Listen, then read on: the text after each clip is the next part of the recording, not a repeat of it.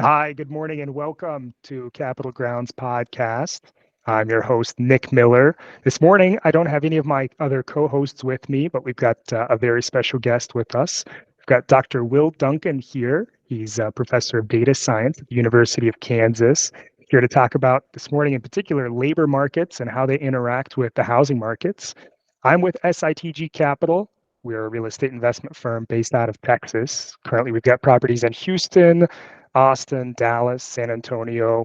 We're rapidly expanding and looking to take on new investors and new projects. So if you're interested, if you've got something you think we might be interested in, shoot us a message, give us a call. You can reach out to me on the website, www.sitgcapital.com. This morning, we're bringing you some coffee. That's my favorite part. Generally, we bring you some news, but with Dr. Duncan here, I thought we'd go ahead and dig right into our topic of the morning. But Dr. Duncan, Will, what would you prefer? Will is great. Will, I appreciate you meeting with us this morning. Thank you very much. My Uh, pleasure. yeah, please tell us a little bit about what you do at the university. Yeah, so at the University of Kansas, I co-direct the Kansas Data Science Consortium, and that is a National Science Foundation funded effort that is happening across the state with sort of people like me housed at Wichita State, K-State, and then partner institutions at Baker University, Donley College, Butler Community College, and Johnson County Community College. And the effort is to increase the data science capacity of the workforce in the state of Kansas. And so to do that, we take on projects, many of which are economic in nature. My background is in economics. And so we take projects from community partners and house those in something called community data labs, where students and faculty get to work on the data that's provided from the community partner and the research question, and hopefully send back something that provides insight and value to the community partner. Wow. Wow, that sounds like a very complicated organizational structure, at It least I'm can be. imagining in my mind. Yeah, but Yes. this is a fascinating program. How long has it been around? It started in June of 2022. So it came about because of this National Science Foundation funding, a grant proposal that KU and others put together. The funding will go for 5 years, so we're guaranteed to exist for 5, and working to build sustainability into the model so it can, last beyond the duration of the grant. Wow, I love it. I love it. I think as we were talking a little bit about earlier, data science is a relatively new field compared to some of the others out there. And, I was asking you where it fell in the spectrum of uh, subjects, if you will, or other industries. And Yeah, it's kind of a blend of a number of different industries, right? that's absolutely right. So this is a topic that we're thinking about very seriously at the minute, because at the University of Kansas, we're working on a Bachelor's of Science in Data Science. So it will be a degree program that an entering freshman could declare. And so that really means you have to think, what is it, what does a degree in data science really mean? So that's several things. What is the sort of, academic framework in which a discipline exists? What is the industry need? What kinds of methods do you need to teach the students? And so we've gone out and looked at programs that are at University of California, Berkeley, Boston University, University of Virginia, all have these really innovative bachelor's programs. So here's the distilled version. You have 3 things that you need to learn. 1, some computational ability, programming in some language. You need some statistical ability, so where you understand how to run modeling and think about sort of understanding the data that is in front of you. And then you need some domain expertise. So this is something that we're really excited about in the design of our program, that no student, I'm putting this on record, no student should graduate KU only with a bachelor's degree in data science. It should be a bachelor's degree in data science and something else, either a minor in another discipline, a major in another discipline, because that domain expertise is so crucial. I can imagine. I can imagine. It's like at least what I'm picturing. Knowing the concepts and the processes is really valuable, right? That's where the key is. But knowing how to put pen to paper for a particular industry or particular domain is it sounds like the terminology is. You have to be able to know how to use that for a specific domain down the road, right? Otherwise, I'm imagining it makes things quite a bit more complicated when you're out in the real world. Right, right, right. Yes, and that's something, we talk to a lot of, in the sort of, gathering these projects, we talk to a lot of businesses and government agencies and nonprofits. And I think across the board, the message is that, we like people who, will understand our operations. And then separately, we also like people who have, some quantitative ability, but the folks who can combine the two command a competitive edge, both in the hiring process and the wage that they're able to earn. I can imagine. I can imagine. Well, goodness, I could dig in and learn more about data science. I think all day, but I certainly Yeah. want to be respectful of your time and our listeners' time. Um, I want to share briefly here, as I mentioned, it's my favorite part of the morning. I'm a big coffee drinker, so this is actually my second cup of the day. But Will, you mentioned you do drink coffee and you work to limit yourself to 1 cup a day, correct? That's right. Yes, and the daily dose always happens before class. So class starts at 9:30, so always finish it by 9:30 a.m. And then after that, we do tea. So Mm. just to regulate the caffeine intake. So I've got the cup of tea here. Oh, I love, you know what? I've got a decaf spiced chai that is my go-to after I drink coffee. For Yeah, that same reason, I like something that's got a little more flavor, but too much caffeine does not treat my body well at all. right. Same. Well, I'll share a little bit. I've told stories about this mug before. This is my Yes, special Yellowstone mug. But this morning I'm drinking a new blend. It's, the Roastery. I don't know if you're familiar with the Roastery. They're a Kansas City absolutely. company, but their breakfast blend, Oh, which how great. when I think of general coffees, the breakfast blends are normally what I aim towards because they're usually a nice medium roast, not too light, not too dark. I'm not a fan of light roasts. Dark roasts are a little too strong. But anyway, so we've got their breakfast blend this morning. It's a little lighter than I expected. Um, and it's quite a bit. I don't know. It's got some lighter flavors in it as well, some fruitier notes, I would say, and it's interesting. It's interesting, but this is cup number one. Sometimes it takes a cup number one of this particular blend. It takes a couple of days and cups for me to really dig into how I feel about it. So anyway, that's what I'm sipping on this morning. Um, Does the mug have a story? oh yes, it does. It does. Okay, so I think I shared this in one of the other episodes. So this is a Yellowstone mug, and Okay. originally I had a mug identical to this that I bought in Yellowstone. Oh my When my gosh. wife and I were first dating, we went to Yellowstone. We went camping out there, and I found the mug. It's my favorite mug. I like potbelly shape. Uh, I believe the potbelly is the superior shape because the smaller surface area up here and the larger bulk down here keeps the coffee a bit warmer. That's my Okay. that's my layman's assumptions there. Anyway, had the mug, loved it, took it to work with me when I worked at a firm out in Colorado. Bumped it off my desk one day and it Oh, shattered. oh no, Heartbroken. Nick. So I searched eBay for 5 years for this Oh mug. my gosh. And this past spring, I looked at it literally twice a day for 5 years. I looked on eBay and one of these showed up. And I was talking to my wife. I Oh was like, my oh, gosh. finally found the mug. I've been, it's identical, right? And Yeah, they're handmade, so it's a little different, I suppose. But anyway, I was like, honey, should I buy it? I've been looking. She's like, yeah, that's you've been terrific. looking for 5 years. So anyway, now it's the Yellowstone mug reborn, if you will. Amazing. But anyway, this is my favorite part of the podcast we do because I love coffee and it's something that I really just it's one of my favorite parts of my day is having my cup of coffee. But anyway, one of these days, we'll have to have you on and we can jive about coffee a little bit. But Yes. would I feel love. like I will need to learn a little bit more about coffee. If you're talking about different colors of roast, that's next level, Nick. Well, that's only because my tongue is really particular. We went down to Uh-huh. Mexico and well, we went to South America last year and every place I went, I got, an Americano, which is just espresso and hot water. I like it black. Yes. That's how I take it. Everything we tried was too acidic. It was too sour. So I think I might be an oddball in there because everybody else loved the coffee except for me. But Oh, okay. anyway, yeah, try a few different roasts, and maybe you'll find the same. But we'll see. We'll see. I have a friend, Kaio, who is also very into coffee. And I just visited him. He's in Tulsa, and I just visited him a couple of weeks ago. And he has this amazing machine. You probably know what it is. I don't know. It just looked like a very fancy contraption to me.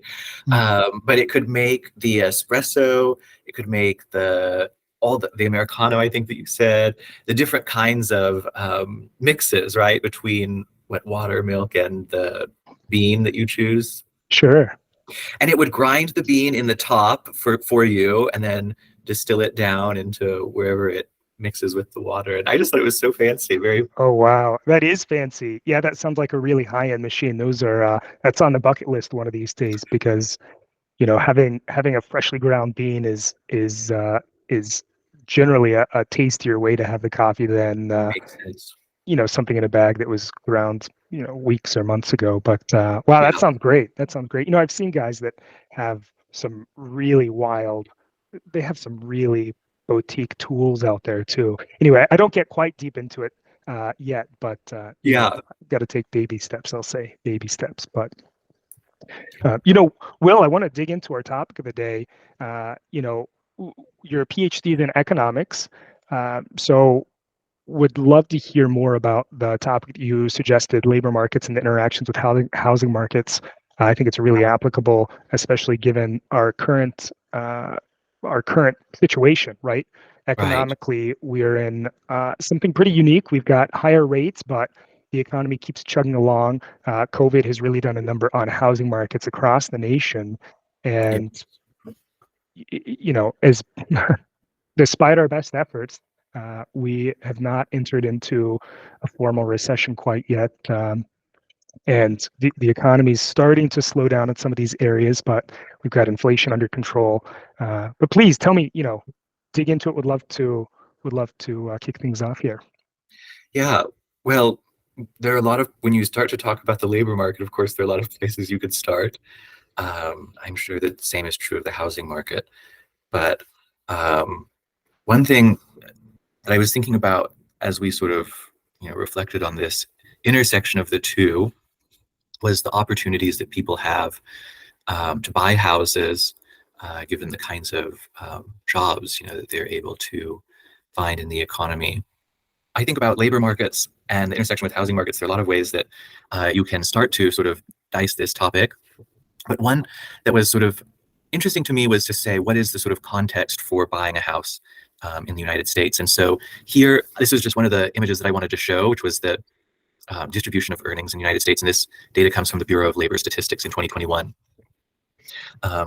And so you can see there that the median, so in 2021, the median household income was $68,000, just under $69,000, and that's household. So that might be two people living in a household, or one person living. So however many people are sort of adults are living there and working, that median household income would incorporate all of those individuals.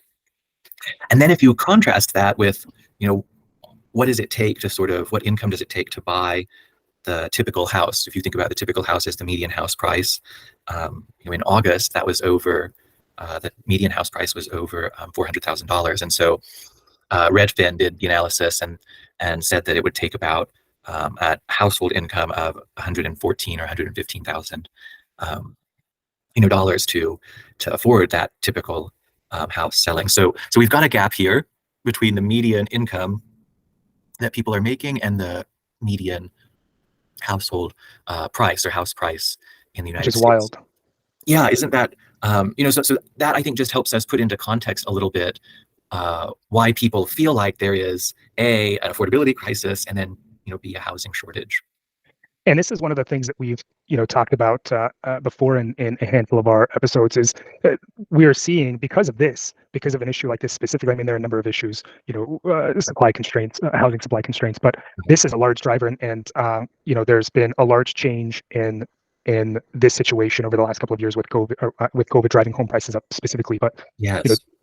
This is why we find so much value in what we do, because and we focus on workforce housing and Oh, yeah.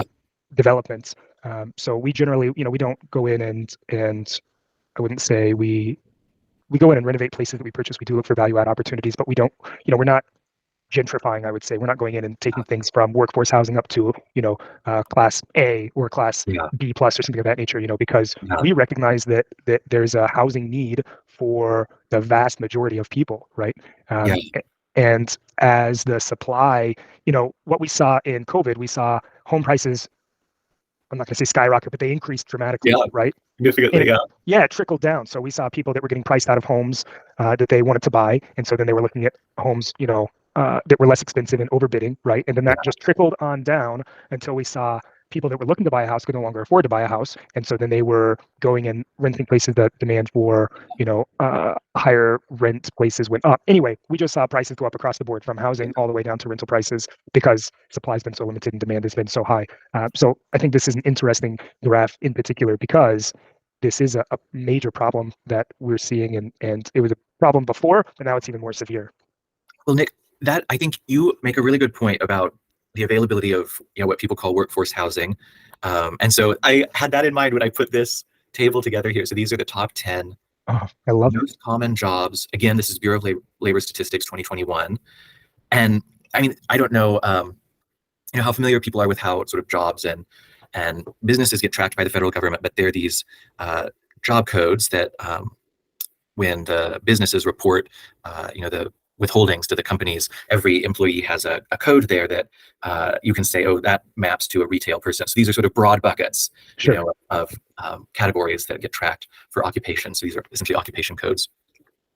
And if you count these up, this is about 20% of the U.S. workforce. Just around 150 million people in the U.S. working in some fashion, and 20% are in just under 20% are in these 10 occupations.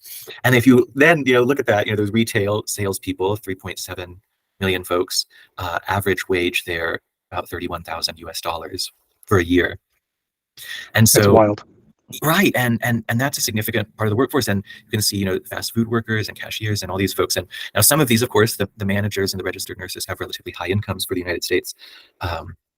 But I think this sort of speaks to that need for available housing on very common kinds of salaries that a lot of our fellow Americans are earning. And I don't know exactly, how you at SITG, you're thinking about developing workforce housing, but I know through the Kansas Data Science Consortium, we have a couple of projects with different cities in the state of Kansas who are actively thinking about how to do more to develop, workforce housing specifically. Do you have a working definition for workforce housing? Yeah, so generally workforce housing is going to be based on the age of the property itself. Yeah. So we have different, we have primarily 4 different classes of building. Class A's are like luxury apartments, right? And those are, recently built, right? And then you have Class B, and those are a little older but still demand a premium. And then you have classes C and D, which are generally considered workforce housing. So those are going to be properties that, were built in, I'm going to say, mid to early 1990s and older. Yeah. So, what we focus on specifically are going out and looking for those properties and then finding those that aren't being managed well, because that is really, we've got an elite operator who's been doing it for over 30 years. Yeah, I gotcha. And we're able to go in and bring it back up to market standard and really, we really work to improve the lives of the tenants there and give them a safe space to live Yeah. and we try to provide the amenities that they deserve. But this is, I mean, look, when you look at this, so let's say just off the, eyeballing it, if you exclude registered nurses and general managers, let's say that the average salary there is 33,000, right? Maybe 32,000. That's Yeah. a quarter of the income needed, or maybe a third of Yeah. the income needed to afford to buy a new home, right? Right. And when you look at a home at 400,000, I mean, that's just, there are no starter homes anymore. Yeah, anyway, please continue. Yeah. Yeah. And that's really interesting. I appreciate that definition you shared. The cities that we're working with, where we're thinking about, how to process and understand the data of available housing in those city limits, we'll talk about some kind of income-based definition. So, they'll say we want housing that's available to people who are making between 50 and 100% of the, area median income, something like that. Mm. And so then, to your point, if someone's, wage is 33,000, that then the city managers and the city planners are actively thinking about what is the housing stock in this area that is available to that level of wage. And I think that is something that I would expect becomes more common, I hope, in many parts of the country, that they really start to think about how city policy affects these kinds of outcomes.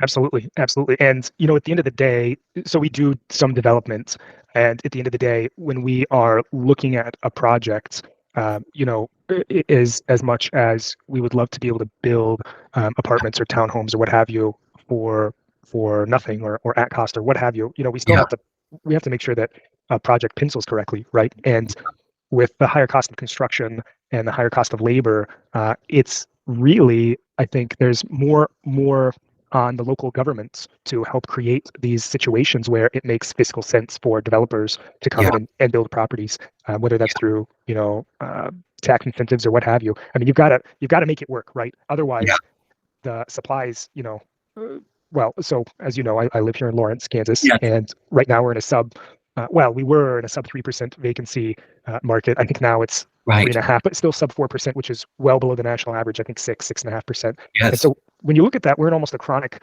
chronic supply, lack of supply, and you've got to make something happen. It's not like people are yes, going to start leaving these places where people want to live. So yeah. anyway, but I could talk about this at length. Please continue. Well, no, and you mentioned Lawrence, a college town, and so I think that segues very nicely to this next thought that I wanted to share, which is that we have a lot of jobs in the United States that require different levels of education and training, and I think that especially in this moment, people are starting to think about different paths to gaining sort of technical skills of some kind. So whether that's an apprenticeship, whether it's a technical college or a bachelor's degree, there are different ways to think about that. But what I wanted to show here, and this comes from a paper by an economist named David Otter, who produced these graphs in 2014. And what you see there is if you compare earnings going back to 1963 and think about relative to what people with certain levels of skill were making in 1963, how does that change over time? So can I break this down a little bit, because sometimes it's a little how people construct their graphs can be misleading, and I don't Yeah, want anyone please. to be misled by these graphs. So what this does is it says what is the average wage of someone with a bachelor's degree in 1963, and this is all in real terms, so adjusted for inflation, even the crazy inflation we've been experiencing, so adjusted for inflation. And so then you can see that in real terms, that orange line there, someone with a bachelor's degree, has gone up 40% between 1963 and 2012. Does that make And that's sense? adjusted for inflation. Yep, absolutely, Adjusted for absolutely. inflation. Yeah. So, okay. So then say you take, whatever the average wage is for someone, there, that green line is someone who has some college. So this might be you went to a bachelor's institution like KU, but didn't finish. Or it might be that you went to a community college and got an associate's degree. So there are a lot of people in the some college bucket with different certifications, but their income went up over that 1963 to 2012 period 20%. Well, and I love that you have it split between men and women, because I think, well, Right. that's probably another episode worth. But Yeah. And you see the same stratification there. So, if you had greater than a bachelor's degree, so these are your doctors, your lawyers, engineers that got a master's degree, people like me with a PhD, that's the top blue line. And so you can see that so people will talk about these graphs in the context of returns to schooling. So you can see that over time, the returns to schooling are very high. sure. Now, what's interesting is that if you come here to another David Otter paper, you can start to say, okay, well, there are a lot of reasons that you might see high returns to schooling. So essentially the point is, how is it that you can, as a person, go out there, make a choice for yourself to say, I want to be able to afford a good quality life. In the context of housing, right? That means that we have to think about the affordability of the housing that's around us and what kinds of jobs are going to make that possible. And education is a path to doing that. And what David Otter showed was that over time, especially when in this early period, 1990, 2000, when we're seeing these really high returns to schooling in this graph, that education variation, so based on however many years of schooling you had, could explain almost 75% of variation in wages. Isn't that remarkable? That's huge. That's huge. I mean, just incredible, right? Like that variation in education could explain 75% of variation in wages that were observed in the U.S. labor market. Now, More recently, that has come down. So you can see that variation in education is between 2000 and 2017. So that's this. I don't know if you can see my cursor there, but that's this second row from the bottom there. So you can, explaining 38%. Still a huge amount, right? Think about all the other things that could explain your variation in wages, right? Like experience. Sure. Experience isn't being accounted for here. And that should explain a huge portion of it. Where you live in the country should explain a huge portion of it, right? We know that there are regional differences in income, rural, urban. Anyway, so there are a lot of factors. And so this is showing that variation in education is a significant contributor to that. Well, it's interesting, when you look at a social, I don't know if social is the right word. You can probably educate me on what I should be saying here, but when we look at the technological advances we've made over the last 45 years, 43 years since 1980, it's been pretty significant, right? With computers being more integrated, and Yes. I feel like you can see that, especially 1980 to 2000. We've made a technological leap, and now with the influence of AI or the potential for that, down the road, I'll be curious to see how that affects things more. But to some degree, it makes sense, right, that we required more education as our society across the world, at least in first world countries, becomes more advanced. Yeah. A century ago, you could get by. You had a high school diploma. You were in great shape, and you could go get a great job and be able to Right. live the way that you want. And now that's I would say we're seeing it, even a high school become a standard, right? It's now below arguably the standard as we've shown or you've shown with some of this data. So I'll be curious to see how that continues to evolve over time Yeah. as some of these jobs become more automated. Yeah. Yeah. I know, just to pick up on the point that you mentioned there about how technology has shaped the labor market, there is an amazing book by Claudia Golden, who is this year's Nobel Prize winner in economics. Yeah. She and another economist named Katz, Golden and Katz, they did a book is a historical sort of look at how changes in technology have interacted with the labor market. So you can think about, is technology labor augmenting? So in that story, it is technology that makes us more efficient. It's well established that the world over, and especially in the United States, wages follow how productive a worker is per hour. So if technology is making us more productive on an hour-by-hour basis, then that's labor augmenting. If it's replacing tasks that people can do, then it's labor substituting. And so this Golden and Katz book is a really terrific story about changes in technology and when they've been labor augmenting and when they've been labor substituting. And can you clarify from an economic perspective, productivity? How do you define productivity? Oh my gosh. Okay. Yes, that's such a good question. So there are a few ways that you can think about it. Some people will think about it as a sort of task by task basis.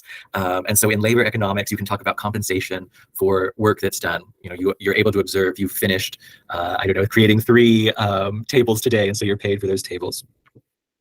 So that would be, sort of productivity measured by, tasks that are completed on the job. But the more common approach is to take, maybe like the country's total output, so gross domestic product, and think about, all the hours of work that were done, by all the people working in the United States, and then just take the ratio of those two, and then you'd have your productivity per capita. Interesting. Excuse me, I choked on a bit of coffee. It's interesting to me how productivity is defined in that instance, because I think there could be an argument made that wages don't always follow necessarily. I mean, especially on a task basis, right? Productivity doesn't necessarily follow, or wages don't follow the number of tasks you do to a degree, right? Absolutely. So I'd be curious to learn more about how that's broken down, and when we look at wages across the I'm going to say chain of command, if you will, right. How those break down and how productivity changes by role, if you will. Oh my gosh, Nick, this is such a good point, because we all have stories, right, where we've been given more work and not more pay. Right. Do more with less. Everybody right? can relate to that. And in labor econ, we call this the imperfect information, or like an information asymmetry. So most employers, like certainly KU, for instance, is not really on a day-to-day basis watching me work and thinking, okay, today Will taught 35 students, and that then relates to his compensation. Like that monitoring is just not something that most employers do. The employers who are monitoring the piece by piece production are really a very small share of employers in the United States, most of the world. So one element of technology, and there's an amazing, this is a really cool model, and maybe we're too in the weeds here, but this is a model that that our Secretary of the Treasury, why am I blanking on her name, former chairwoman of the Federal Reserve, oh, this is terrible, but she put together thinking about, I've lost it too. I know, Janet Yellen, oh my gosh, Janet Yellen. So back in the 80s, Janet Yellen was thinking about sort of macro labor, and and as companies could better observe, are people showing up to work and making a good effort, or are they showing up to work and maybe not making a good effort? In the lingo, that would be called shirking. So you're shirking your duty to your job. So as companies, essentially through technology, are able to better observe shirking or not, what does that do to sort of change equilibrium unemployment levels or equilibrium wage levels? And I think that's been something that's interesting to observe over time, is that there are companies that are incorporating different ways of monitoring the work that you do, and that has changed the dynamic in both, an interpersonal relationship, right, between us and our employers, but also has changed these sort of equilibrium outcomes in wage and unemployment. So I'll tell you, when I first got out of college, I worked for a big call center for a big financial firm, and they had very strict standards for your productivity, right? Yes. For being on the phones, as you can imagine. Yes, having complex example. having complex conversations, but still, very highly tracked. And I'll tell you, there's a lot of burnout there. This is, kind of a side story, I suppose, but there was a lot of burnout there because the way that they were measuring the productivity almost felt oppressive, right? Especially when you tied it to the way that they structured their shifts, where you were working 10 hours a day. For 4 days a week, mind you, about 10 hours a day of doing, nonstop conversation. It was pretty draining. So yeah. I wish there was somebody to step in and mediate, between some of the ways that these expectations are set as the technology becomes more, I don't know, active in monitoring worker behavior. But that's another conversation, I think. Yes. The changes in how that is happening. The call center example is such a good illustration of some of the, I think, negative ways that too much monitoring creates burnout and turnover, which is a huge cost to the companies. Absolutely. And one of the, as we become more technologically advanced, I think that some of the ways that we're implementing technology like this call center example, right, is too agnostic. I think there needs to be somebody interpreting the data that's presented and interpreting the interactions that go on beforehand. But anyway, that's again another conversation. But hey, I appreciate your time today.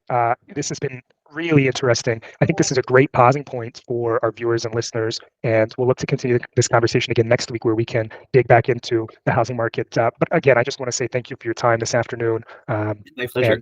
And sharing your wealth of knowledge and experience and information. I don't know if our viewers or listeners have enjoyed this, but I very much enjoyed the conversation this morning. So thank you. Thank you. And viewers, listeners, we'll look to continue this in our next episode. We'll have Dr. Will Duncan back on to dig into the housing market and the data behind it. But until then, we appreciate your time. Will, again, thank you for your time. And we will look to see you all again next week. Thank you.